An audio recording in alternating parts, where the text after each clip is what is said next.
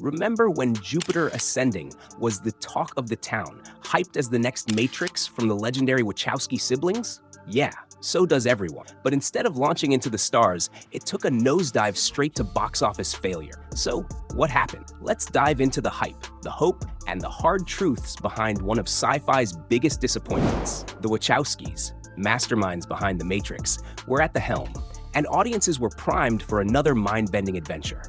The trailers were packed with intergalactic battles, futuristic settings, and an impressive lineup of stars like Channing Tatum and Mila Kunis. Everything screamed blockbuster. But despite the massive budget of over $170 million and top-tier marketing, Jupiter Ascending flopped, bringing in less than $50 million domestic. So, what went wrong? The story follows Jupiter Jones, a young woman trapped in a mundane life, until she's suddenly swept into an intergalactic power struggle. She's told she has royal DNA, and now her destiny ties her to the fate of the universe. Alongside her protector, Kane, a genetically engineered warrior, Jupiter finds herself in a universe where everyone has their own agenda, and she's the key to it all. A recipe for an epic adventure, right?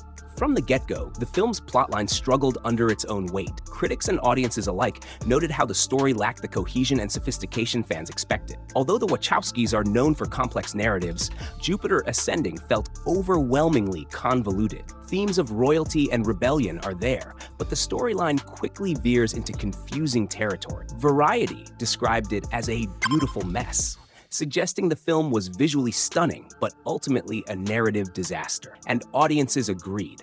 One viewer on Rotten Tomatoes wrote, "I spent half the movie trying to understand what was happening, and the other half just wishing it would end."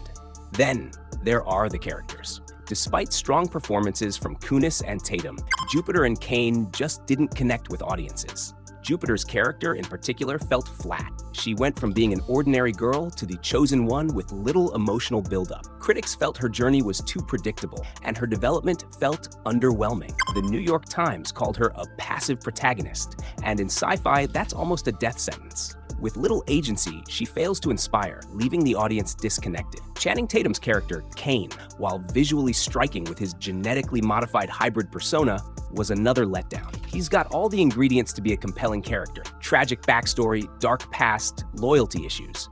But they're barely explored, leaving his arc almost as flat as Jupiter's. Jupiter Ascending also suffered from a lack of emotional stakes. Viewers expect more than just action. They want to feel invested. The relationship between Jupiter and Kane lacked the emotional punch that could have brought audiences along for the ride. Many fans online voiced disappointment over their shallow bond, with one comment reading, "I couldn't care less about these characters. The visuals were stunning, but I left the theater feeling nothing."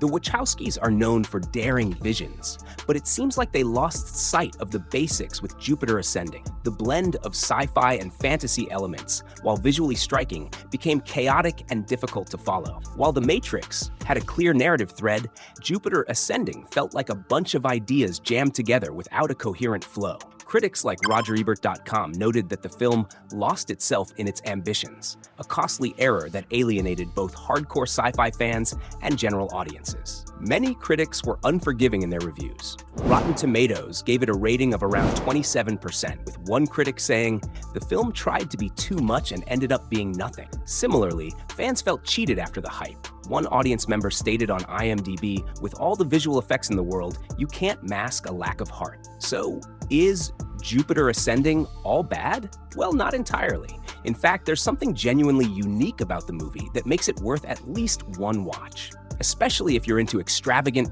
space opera aesthetics. The visual effects are stunning, and the world building is ambitious. In a way, Jupiter Ascending is a classic example of go big or go home, even if that meant crashing. In the end, Jupiter Ascending might be remembered more for what it tried to achieve than what it delivered. But what do you think? Was it an underrated gem or a well-deserved flop? Drop your thoughts in the comments below. And if you're into more movie analyses like this, check out our breakdown of another polarizing sci-fi flick. Click on the end screen, and we'll see you there on SM Screen.